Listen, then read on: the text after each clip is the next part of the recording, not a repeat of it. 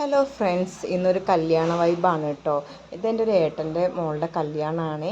അപ്പോൾ അവളുടെ കല്യാണത്തിന് ഞാനും അപ്പുവും കൂടി വന്നതായിരുന്നു.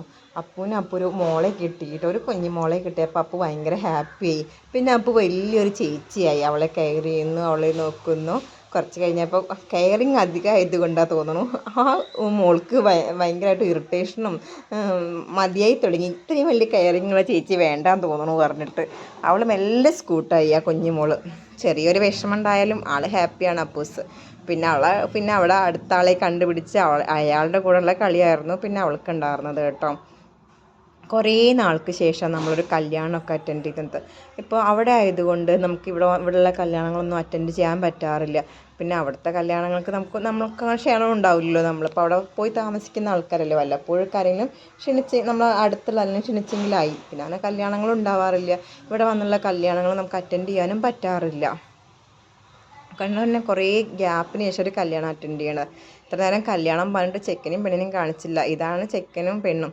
അവളുടെ മേക്കപ്പ് ചെയ്തത് എൻ്റെ ഒരു കസിനാണ്, ചേച്ചിയുടെ മോളാണ് അവളുടെ മേക്കപ്പ് ചെയ്തത്. നന്നായിട്ട് മേക്കപ്പ് ചെയ്തു. എല്ലാവർക്കും ഭയങ്കരമായിട്ട് ഇഷ്ടമായി കേട്ടോ. കാരണം അവളുടെ ഫസ്റ്റ് ബ്രൈഡായിരുന്നു ഇവൾ. അവൾ കോഴ്സ് കഴിഞ്ഞ് ഇറങ്ങിയിട്ട് അവളുടെ ഫസ്റ്റ് ബ്രൈഡ് ഇവളെയായിരുന്നു കിട്ടിയിരുന്നത് കേട്ടോ. നന്നായിട്ട് അവൾ അത് ചെയ്യുകയും ചെയ്തു കേട്ടോ. നന്നായി സാരി റേപ്പിംഗ് ആണെങ്കിലും മേക്കപ്പ് ആണെങ്കിലും അടിപൊളിയായിട്ട് അവൾ ചെയ്തു. അതൊക്കെ കഴിഞ്ഞ് ഞങ്ങൾ ഊണ് കഴിക്കാൻ കയറി കേട്ടോ. കല്യാണ സദ്യ കഴിച്ചിട്ട് കുറേ കാലം പറഞ്ഞാൽ ഒത്തിരി നാളുകൾക്ക് ശേഷം ഒരു കല്യാണ സദ്യ കഴിക്കുന്നത്. അതും ഈ സദ്യ ശരിക്കും നന്നായിട്ടും ഉണ്ട് സദ്യ. എനിക്കാണെങ്കിൽ സദ്യയിൽ ഏറ്റവും കൂടുതൽ ഇഷ്ടം, നമ്മൾ കഴിക്കാൻ കൂടുതൽ ആഗ്രഹമുള്ളത് കൊണ്ട് എന്താ വെച്ചാൽ ഈ രസമാണ് എനിക്കതിൽ ഏറ്റവും കൂടുതൽ ആഗ്രഹം.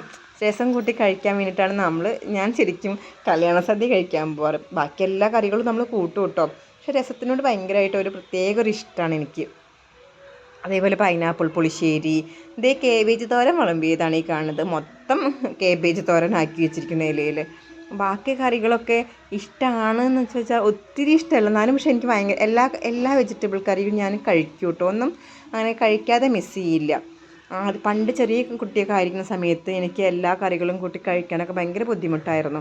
അതുകൊണ്ട് ഏതെങ്കിലും ഒരു സാധനം മാത്രം, സാമ്പാർ മാത്രം കൂട്ടി കഴിച്ചിട്ട് ബാക്കി എല്ലാ കറികളും ഇലയിൽ വെച്ച് പോന്നിരുന്ന ആളായിരുന്നു ഞാൻ. പക്ഷെ ഇത്ര മാരേജ് കഴിഞ്ഞ് മോളൊക്കെ ആയതിന് ശേഷം എന്താ പറയുക, സദ്യയൊക്കെ കഴിക്കാൻ പോയാൽ ഞാൻ ഇല ശരിക്കും ക്ലീൻ ആക്കാറുണ്ടായിരുന്നു കേട്ടോ.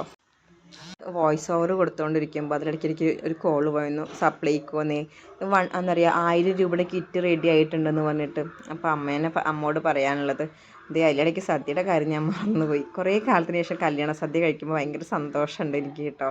അതിൽ ഏറ്റവും കൂടുതൽ സന്തോഷമായത് നല്ല അടിപൊളി രസവും ഞാൻ കുടിച്ചു കേട്ടോ.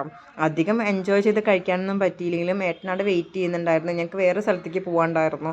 അപ്പോൾ ഏട്ടൻ വന്നിട്ട് കുറച്ച് നേരമായി വെയിറ്റ് ചെയ്യണം, പോവാന്ന് പറഞ്ഞിട്ടേ. അപ്പോൾ ഞങ്ങൾ കഴിച്ചിറങ്ങിയിട്ട് പോവാ എന്ന് പറഞ്ഞത് കൊണ്ട് ഏട്ടൻ അവിടെ നിൽക്കുകയാണ്. അതുകൊണ്ട് ശരിക്കും നമുക്ക് എൻജോയ് ചെയ്ത് കഴിക്കാൻ പറ്റുമോ ചോദിച്ചാൽ കഴിക്കാൻ പറ്റിയില്ല എന്ന് തന്നെ പറയാം. പക്ഷെ ശരിക്കും ഞാൻ ഭയങ്കര ഇഷ്ടമായി എനിക്ക് സദ്യ. കുറച്ച് കഴിച്ചെങ്കിലും അത് ഭയങ്കര ഇഷ്ടമായിട്ട് തന്നെ കഴിച്ചിട്ട്. സദ്യയൊക്കെ ഭയങ്കര നന്നായിട്ടും ഉണ്ടായിരുന്നു. ഭക്ഷണങ്ങളൊക്കെ നല്ല നന്നായിട്ടും ഉണ്ടായിരുന്നു.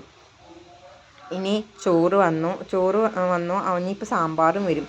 അതിലും വലിയ ട്വിസ്റ്റ്, അപ്പൂനും എനിക്കും കൂട്ട് ഒരില ഇട്ടിരിക്കുന്നത്. പിന്നെ ഞങ്ങൾ അഡ്ജസ്റ്റ് ചെയ്താണ്ട് കഴിച്ചു ഒരിലയിൽ ഞങ്ങൾ.